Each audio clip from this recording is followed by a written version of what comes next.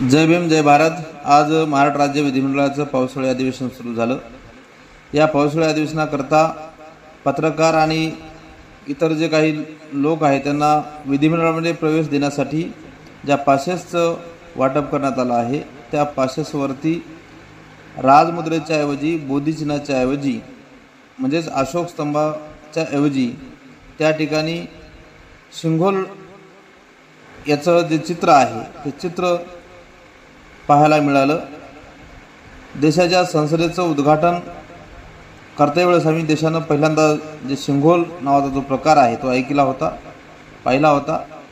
तो सिंघोल देशाच्या संविधानामध्ये किंवा कुठल्याच प्रकारचा कायदा, कुठल्याच प्रकारचं प्रतीकासंदर्भातलं मंजुरी नसताना राष्ट्रीय प्रतीक असणारं आमचं जे राजमुद्रा आहे, देशाची जी राजमुद्रा आहे त्या राजमुद्रेला हटवून ती काढून त्या ठिकाणी सिंघोलला स्थान देणं किंवा ते सिंघोल छापणं ही जी कृती आहे ही देशद्रोहाची कृती आहे, राष्ट्रद्रोहाची कृती आहे, संविधान विरोधी कृती आहे, राष्ट्रीय प्रतीकाचा अवमान करणारी ही कृती आहे।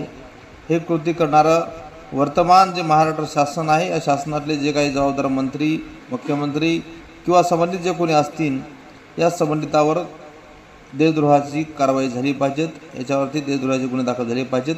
अशा प्रकारचं संविधानवादी, संविधानप्रेमी या देशाच्या नागरिकांची आम्हा सर्वांची मागणी आहे।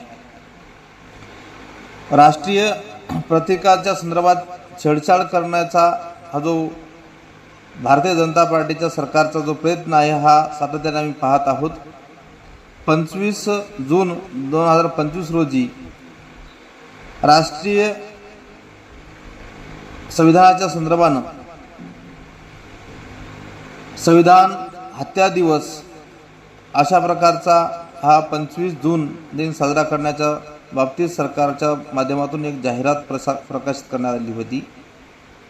त्या जाहिरातीवरती अशोक स्तंभाच्या ऐवजी, बोधिचिन्हाच्या ऐवजी त्या ठिकाणी सिंघोलचं चित्र आम्हाला पाहायला भेटलं।